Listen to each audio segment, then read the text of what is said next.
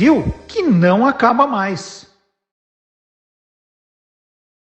E aqui no nosso quadro é Brasil que não acaba mais, vocês já perceberam que tem um dinossauro na vinheta, né? Parece um dinossauro, porque esse é um tema que eu adoro, e adoro mais ainda quando eu posso conversar com um grande amigo, Ariel Milani Martini, paleontólogo e também graduado em ciências biológicas. Ele fez mestrado e doutorado no Instituto de Geociências da Unicamp, trabalha com paleoarte desde a década de 1990 e é docente de paleontologia na Universidade Federal do Norte do Paraná. Ariel, que alegria falar com você, bom dia. Eu quero começar, né? Peguei um jornal aqui, olha, dessa semana de terça-feira, e tem a notícia aqui, ó. Novo pterossauro brasileiro que viveu no Nordeste chama a atenção por crista. Olha só, tem até uma ilustração desse pterossauro. Agora, eu sei que quando sai isso no jornal, você já me falou, vocês já estão sabendo dessa notícia há um tempão, né? Vocês são muito mais bem informados que a gente, é isso mesmo? Bom dia. Bom dia, Marcelo, bom dia a todos, é um prazer estar aqui de novo. É um tema muito legal, né? Falar de paleontologia é sempre muito bacana. E o que você falou é mais ou menos verdade. Quando esse tema sai no jornal, quando essa notícia chega aos jornais, à televisão, até na internet, antes ela foi publicada em artigos científicos, em periódicos científicos, né? Que é onde esse material é publicado primeiro, né? Então a comunidade científica, na verdade todo mundo, né? Mas quem acaba lendo esses periódicos científicos é mais a comunidade científica, então a gente acaba sabendo antes, né? Mas logo na sequência, quase que imediatamente, os jornais e divulgadores científicos acabam levando esse material para o público em geral. Então não é aquela história que a gente fica sabendo anos antes disso, não. A gente só sabe um pouquinho antes e depois divulgadores acabam meio que amaciando e traduzindo essa informação técnica para o público em geral, né? Essa é a função dos jornais e divulgadores científicos.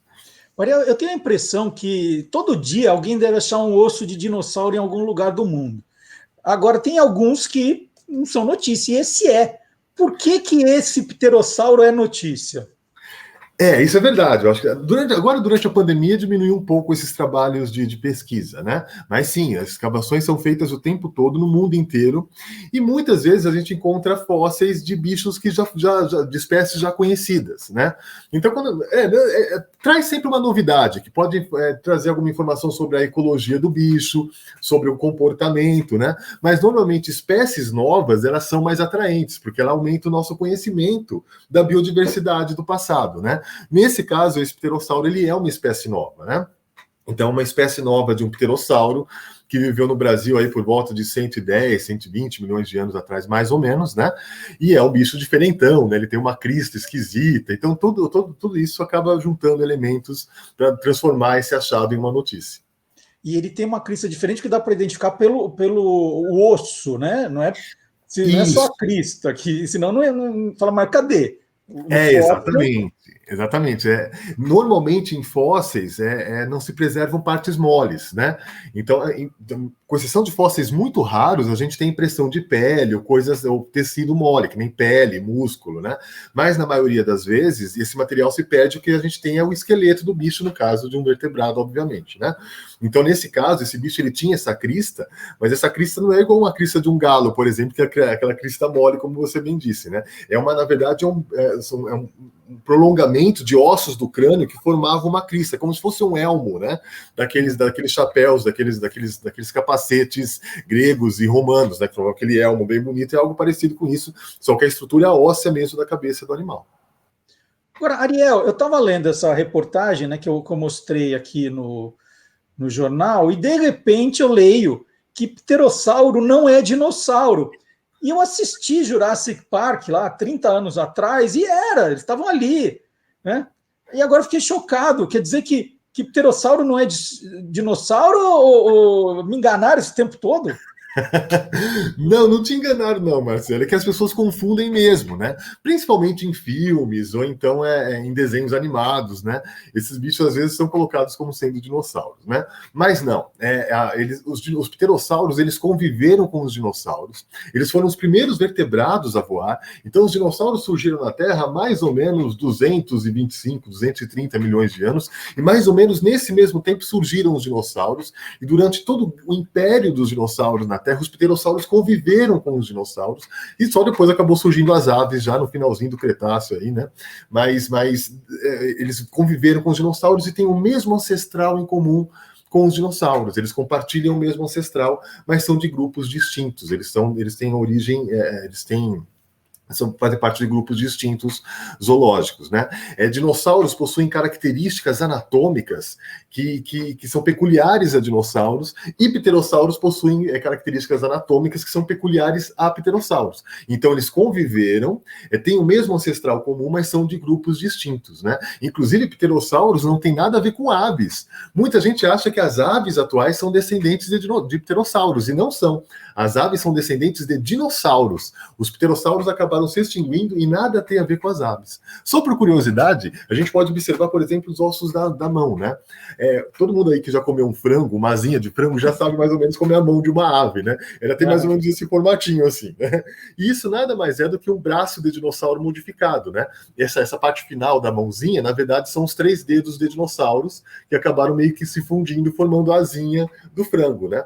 Em pterossauro o negócio é diferente, né? Ele tem um polegarzinho modificado, os 3 dedos são soltos, né, para agarrar e andar, e o último dedo, que é o mindinho, ele é muito alongado e forma asa. Então esse bicho literalmente voa com o último dedo, com o dedinho. Por isso que o mais famoso dos pterossauros é chamado de pterodáctilos, que quer dizer voo com o dedo, né? Porque ele tem um dedo muito alongado. O dáctilo é dedo, né? Ptero, voo, asa, né? Então, as falanges do último dedo são muito alongados, e essas falanges sustentam uma membrana que formava a asa do bicho. Ele voava com o dedo, né? Diferente das aves atuais que voam com o braço inteiro, e diferente dos morcegos, que são mamíferos que voam com a mão, né? Então, todos os dedos dos morcegos são muito alongados, e entre eles existe uma membrana que forma a asa, e eles voam com a mão, né? Por isso é chamado de quiróptera, né? Ou seja, voo com a mão. Agora, o fato de um chamar dinossauro e o outro pterossauro, não quer dizer que eles têm o mesmo sobrenome e por isso são parentes? Então, aí que gera confusão, Marcelo, né? Essa terminação sauro, em grego, ela significa lagarto, ou réptil, ou algo parecido com isso, né? Então, muitos desses bichos encontrados antigamente, que tinham essa carona aí de lagarto, de réptil, ganhava a terminação sauro. Por exemplo, dinossauro, né, quer dizer lagarto terrível, né? Pterossauro, né, quer dizer lagartos que voam, né? Mais ou menos seria uma tradução parecida com essa, né? Então, apesar de ter essa terminação sauro, eles não são parentes, né? Eles são aparentados, mas eles não fazem parte do mesmo grupo, né? Tanto é que nós temos muitos outros bichos na paleontologia, que tem essa terminação sauros também, como, por exemplo, mesossauros, que era um bicho que viveu aqui no Brasil antes do surgimento dos dinossauros, e nada tem a ver com o dinossauro. Era um bicho que lembra um lagartinho de hábito aquático, por exemplo, né? Então, é uma questão de nomenclatura, né? Esse nome dessa terminação foi dado para muitos bichos, inclusive muitos lagartos atuais, muitas espécies, o nome científico de muitos lagartos atuais tem a terminação sauros, e não tem nada a ver com dinossauro. E o bacana, né? A gente está falando do grupo dinossauros, mas depois tem os tipos, né? Esse que foi descoberto pelo pessoal da Universidade Federal do Pampa, Universidade Federal do Rio Grande do Sul e o Museu Nacional, ganhou o nome de Cariridracodinae, né? Bem legal, porque o Cariri é da região, né, da Chapada do Araripe ali. Isso, exatamente. E uma referência à tribo Cariri indígena que vivia lá também, né? Bem legal. O Draco é o dragão, né? Que é o dragão do... E aí, homenagem à Mulher Maravilha, a Diana Prince, né? Isso é genial. Isso é muito legal, né? Antigamente, o nome científico, Marcelo, nada mais é do que o nome popular dito de uma língua diferente, né? O grego, o latim, né? Então, é isso. Você pega o Canis familiaris, por exemplo, que é o nome científico do cachorro, quer dizer cão da família, que é diferente do Canis lupus, que é o cão lobo, né? Que é o lobo. Então, o nome científico é mais ou menos o nome popular que a gente daria, só que dito em uma outra língua. Por volta do século XIX, começo do século passado, engraçado, esses nomes científicos eles eram muito pomposos, né? Eles tinham nomes que remetiam à característica do animal, onde ele vivia, né?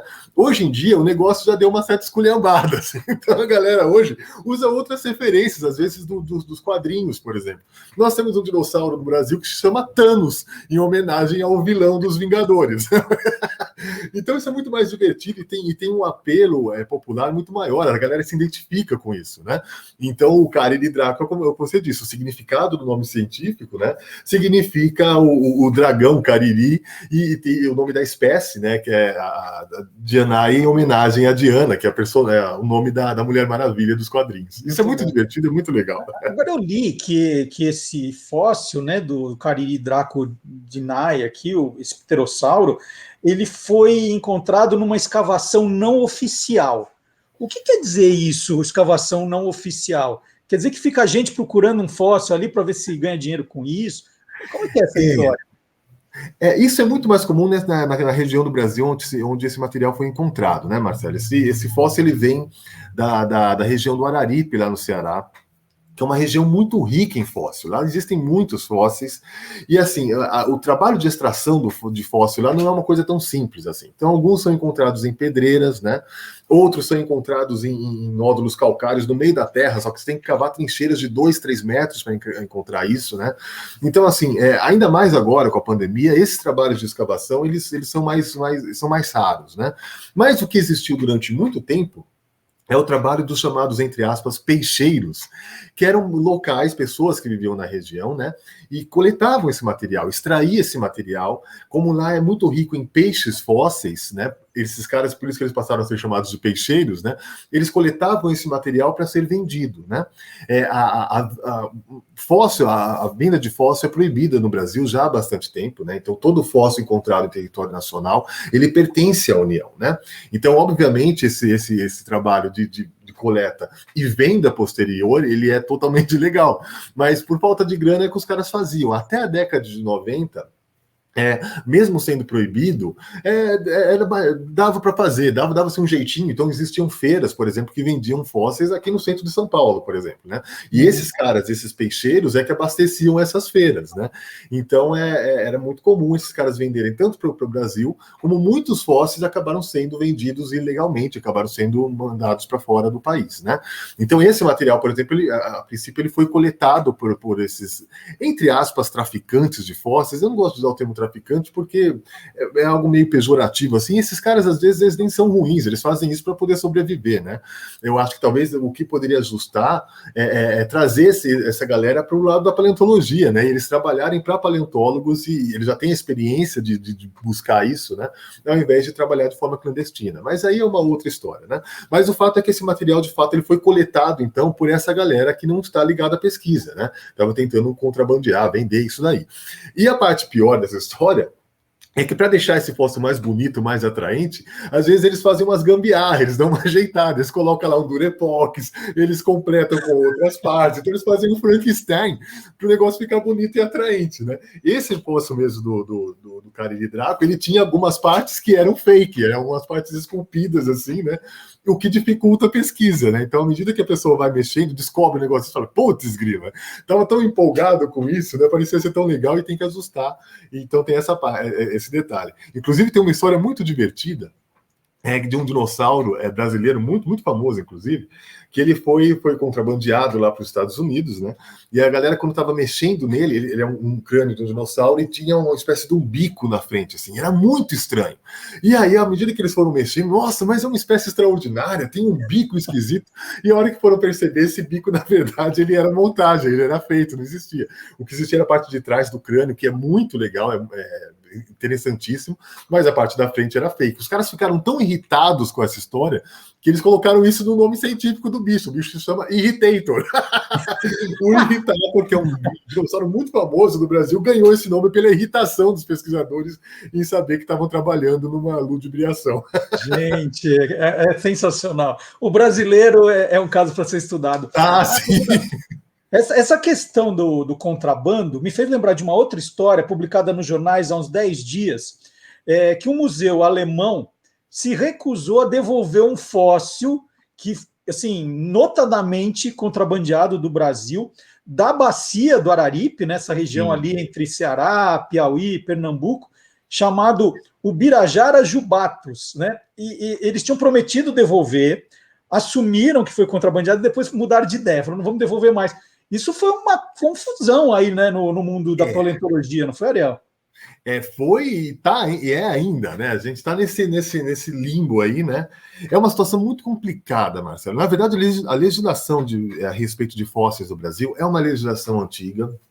Eu acho que ela deveria ser ajustada, tem algumas coisinhas que tem que ser melhorada, mas ela existe, já existe há muito tempo, já desde a década de 40, 50, nós temos uma legislação que diz isso, né? Que todo material encontrado, material fóssil encontrado no Brasil pertence à União. Obviamente, então, esse material não pode sair daqui de jeito nenhum, né? Ele tem que ficar aqui, não pode ser vendido, né? Mesmo quando ele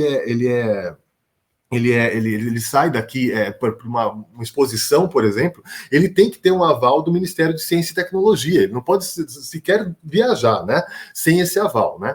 O que acontece é que esse material ele foi, obviamente, contrabandeado para a Europa, e chegou nesse museu na década de 90, acho que em 1995, e está lá. E é uma espécie nova, cai naquela história que a gente estava falando de novo. Por ser uma espécie nova, por ser algo diferente, chama muita atenção, né? Eles descreveram uma espécie nova, e aí levantaram a lebre, óbvio, né? Nós temos uma espécie nova muito legal, e é muito legal mesmo. Porque é um dinossauro pequeno que vem dessa região do Araripe que você falou, né? E é um bicho emplumado e as penas estão preservadas. Então é um daqueles raros fósseis onde tecidos, as partes moles, que a gente falou no começo que são raras de ser preservadas, estão preservadas. Então isso é muito legal, é um fóssil muito importante e é claro que nós, como brasileiros adoraríamos ver esse material no Museu Brasileiro, né? E ele está fora, né? Então, a hora que esses caras fizeram essa divulgação científica, os pesquisadores brasileiros espumaram, né? E falaram, não, a gente quer repatriar esse material, porque, de fato, ele saiu daqui de maneira ilegal. Assim como muitos fósseis saem daqui de maneira ilegal. Nós temos pterossauros em vários museus dos Estados Unidos. Aliás, há pouco tempo atrás, tinha um pterossauro sendo leiloado, um crânio de pterossauro brasileiro sendo leiloado por cerca de $700 mil, né? Nos Estados Unidos. Aí nós temos também tartarugas no Japão, tem um monte de material do Cariri espalhado pelo mundo inteiro, e aí começou esse movimento de tentar repatriar esse material para o Brasil, né? Esse museu da Alemanha, de fato, ele a princípio pareceu que ia colaborar, mas depois disse que não, porque tem algumas convenções da Unesco que dizem que é material que pertence a museus europeus, principalmente no caso da Alemanha, antes de 2007, fazem parte de um acervo legal desse museu, ele não tem obrigação de vender, de devolver, né? Até porque a maioria dos museus europeus são constituídos por peças que não são da Europa. Então, para ter esse resguardo, tem essas convenções. E a gente fica nesse impasse, né? Eles alegam que tem o direito de ter esse material, eles alegam que esse material está no acervo de maneira legal por conta dessas convenções, mas a gente sabe que temos a legislação brasileira que proíbe que esse material sequer tivesse saído do Brasil. E ele não só saiu, ele foi vendido, né? Então existe esse impasse. Alguns museus do mundo, como tem um museu no Japão, que aparentemente vai devolver a nossa tartaruga, que é uma tartaruga lá do Araripe também, né? Mas é toda uma questão assim de jogo de cintura, né? É muito difícil a gente conseguir pegar esse material de volta se eles não estiverem dispostos a devolver. E só para terminar, Ariel, aí eu vou fugir um pouquinho dos dinossauros, quer dizer, eu vou vir um pouquinho mais para frente. Na semana passada, aqui no Olá Curiosos, nós demos uma notícia de uma startup de biotecnologia americana chamada Colossal, que diz que até 2030 vai recriar o mamute, né? uma espécie em extinção, e que vão misturar o DNA do mamute com o elefante asiático. Eu falei, mas de onde vão achar esse DNA do mamute? Como é que é essa história? Explica para um leigo aqui, o que vai acontecer? Nossa, olha, assim, tem algumas coisas, né, Marcelo, que a gente não quer ser do contra, a gente quer sempre estar em pró a galera, né? Mas tem alguns casos, eu admito que a gente tem que se posicionar de uma maneira contrária, e esse caso é um desses casos, né? Essa empresa, ela é uma empresa, obviamente, comercial, ela tem um fim lucrativo, né? E não há nada de errado nisso, acho que isso é muito interessante. Mas antes de tudo mais, é interessante a gente entender o que é um mamute, antes de começar a nossa conversa, né? Os mamutes foram elefantes que evoluíram, eles estavam adaptados ao ambiente que nós chamamos de tundra. É um bioma, é um ecossistema que ocorre principalmente no extremo norte do mundo, e é um lugar onde, durante o verão, parte do gelo, porque é um lugar que tem muito frio, né? Tem muito gelo. Durante o verão, parte do gelo derrete, nós temos uma vegetação de musgo, gramíneas que cresce, e durante o inverno o gelo cobre tudo e fica com grandes áreas de desertos de gelo, né? Hoje em dia, existem alguns animais que vivem nesse ambiente, né? Algumas espécies de raposa, um bicho chamado boi almiscarado, que é uma cabra muito grande, que na verdade parece um boi, daí o nome, né? Boi almiscarado. Mas no passado, durante a Idade do Gelo, na última Idade do Gelo, que começou aí por volta de 100 mil anos e acabou uns 10 mil anos atrás, e até antes disso, que nós tivemos vários ciclos de glaciações, que são aqueles momentos onde o mundo fica mais frio, né? Essa área de tundra, ela aumentou muito e ocupou boa parte quase do hemisfério norte. E os animais que viviam lá se dispersaram. E no meio dessa biota de bichos que viviam na tundra, desde 2 milhões de anos atrás até uns 10 mil anos atrás, estava o mamute, que era um elefante bem grande e adaptado àquele ambiente. Então ele tinha presas muito grandes, que era usado para remexer o gelo e buscar a vegetação que estava embaixo do gelo, né? Então ele pegava aquela vegetação, ele tinha uma camada de gordura, ele tinha pelos que chegavam a quase 1 metro de comprimento. O fio de cabelo mais comprido do reino animal era do mamute, porque ele tinha um pelo muito comprido para deixar ele quentinho, né? Com o final da Idade do Gelo, o ambiente da tundra recuou muito e ele teve um ambiente reduzido, não tinha mais onde comportar uma fauna tão grande de bichos, eles acabaram desaparecendo e também por conta da caça excessiva que a nossa espécie causou a esses bichos, né? Então, inclusive, nós temos em paredes de caverna, Marcelo, manuais de como caçar mamutes. É muito curioso, tipo, tem um desenho do mamute e um desenho do coração, tipo, é aqui que vai a estocada. Tem como fazer armadilhas para mamute, eles criavam armadilhas para mamutes. Então, a nossa espécie, ela contribuiu muito para a extinção desses animais, assim como as mudanças ambientais. Bom, esses bichos, então, morreram aí há cerca de 10 mil anos. Alguns deles morreram na região da Sibéria, que é uma província da Rússia, em solos congelados. Então, a gente encontra não somente ossos desses bichos, mas, às vezes, carcaças inteiras desses animais congelados, como se estivesse no congelador, né? Então, o bicho está inteiro, adulto, filhote. E uma vez que boa parte do corpo desses animais estão preservados, levanta-se a hipótese de pegar o DNA desse bicho, porque se o corpo dele está preservado, o DNA pode estar também, e de fato está. A cadeia inteira de DNA não está preservada, faltam algumas lacunas, porque o tempo e o gelo acabou fragmentando isso, né? Então, o DNA não está perfeito, né? Faltam alguns buraquinhos lá. Mas ainda assim nós temos material genético desse bicho, né? E aí, então, já há mais de 20 anos, cogita essa hipótese de clonar esses animais, de trazer esses bichos de volta à vida, né? E nos últimos 10 anos, isso cada vez tem ficado mais concreto, e agora nós temos essa empresa que parece que está injetando a grana para fazer com que isso aconteça de fato, né? Bom, então, assim, primeiro, cientificamente é possível fazer isso, né? Mais ou menos, né? Como eu disse, nós temos fragmentos de cadeias de DNA, mas esse material genético, ele não nós não temos tecnologia suficiente para clonar um mamute como a gente clonou a Dolly, por exemplo, né? Então, assim, o que a gente consegue fazer agora não é clonar um mamute, mas a gente consegue usar uma outra tecnologia chamada de engenharia genética, que funciona de um outro jeito, né? E aí eu vou tentar explicar de maneira mais ou menos simples para vocês entenderem como é que funciona. Na clonagem, a gente pega, por exemplo, um óvulo, né, e tira o núcleo desse óvulo e coloca o material genético do outro indivíduo, né? Então vamos dizer que a gente pega um óvulo de uma elefoa, um elefante asiático atual, ele é parente do elefante, do mamute, né? Então a gente pega o óvulo de uma elefoa, por exemplo, né? E coloca no material genético desse óvulo o conteúdo genético do mamute que a gente conseguiu resgatar.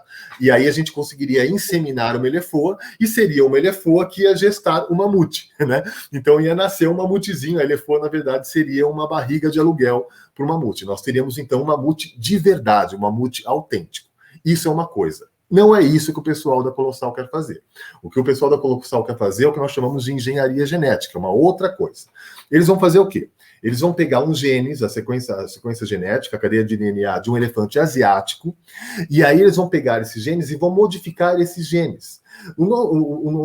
Os genes, eles funcionam, a nossa cadeia de DNA, ela funciona como se fosse uma receita de bolo para como fazer um Marcelo, para como fazer um Ariel. Então, o seu DNA, ele é uma receita para dizer quais as características que você possui, quais as características que eu possuo e quais as características que todos nós possuímos. Então, nessa cadeiazinha de DNA, nós temos os genes que são responsáveis pela cor do nosso cabelo, a textura do nosso cabelo, se a gente vai ser alto, baixo, gordo, magro, tudo isso está impresso nos genes. O que eles estão pegando, então, é um genes de um elefante asiático e estão esculpindo, por exemplo, silenciando os genes responsável por um pelo curto e fazendo com que o pelo fique maior, né? Modificando os genes responsáveis pelas presas curtas e fazendo com que as presas sejam maiores. Então, eles estão literalmente esculpindo geneticamente um elefante asiático para ele ficar parecido com um mamute. Isso não é trazer um mamute de volta, né? Isso, na verdade, é esculpir um elefante para ele parecer um mamute e colocar ele no ambiente que o mamute habitava. O problema é que esse bicho, primeiro, ele não vai ser um mamute, né? Ele não vai ter o comportamento do mamute, né? E o ambiente que o mamute existia, hoje está muito restrito. Então, se tivéssemos mamutes verdadeiros, já não seria legal, porque já não teriam onde viver, né? Imagina um mamute esculpido. Então, para justificar isso e para ganhar dinheiro, os caras inventaram essa história de que não, nós vamos trazer mamutes de volta, porque isso vai ajudar na questão ambiental da região, vai fazer com que eles acabem comendo mais gramíneas e fertilizando mais gramíneas, e logo vamos ter mais gramíneas na tundra, e isso vai aumentar o ambiente da tundra. Gente, o ambiente da tundra não vai aumentar se as temperaturas continuarem aumentando, né? O recuo da tundra acontece porque o ambiente está mais quente. Então, colocar esses bichos lá não vai mudar em nada o ambiente. O que eles querem, na verdade, é ter um mamute para as pessoas visitarem e eles ganhar dinheiro, que eles querem criar um Frankenstein, uma espécie de, entre aspas, um pequeno Jurassic Park aí da Era do Gelo, da Idade do Gelo, para a galera visitar e eles ganhar dinheiro. Essa é a real função. Muito legal. Que aula, hein? Que aula que o Ariel deu para a gente aqui. Ariel, muito obrigado pela conversa. Logo, gente, sem dar spoiler aqui, o Ariel vai estar de volta. Vocês vão descobrir por que ele sabe tanto da Idade do Gelo. Vocês vão entender. Eu não vou contar ainda, mas logo o Ariel estará de volta aqui no programa para contar mais novidades que vem por aí. Paleontólogo, paleoartista, Ariel Milani Martini, muito obrigado pela conversa. Nossa, quanta coisa, quanta informação sensacional. E eu vou chamar agora um cara que você conhece aqui no nosso programa, viu? Tal de Guilherme Domenichelli, sabe? Esse eu conheço muito bem, esse camarada. O youtuber do mundo animal está chegando aí. Ariel, muito obrigado. E agora a gente vai soltar os bichos. E não tem mamute, a gente não vai soltar mamute com o Guilherme Domenichelli. Obrigado, Ariel. Beleza, Marcelo, até mais. Um abraço para todo mundo. Vamos lá, Guilherme Domenichelli.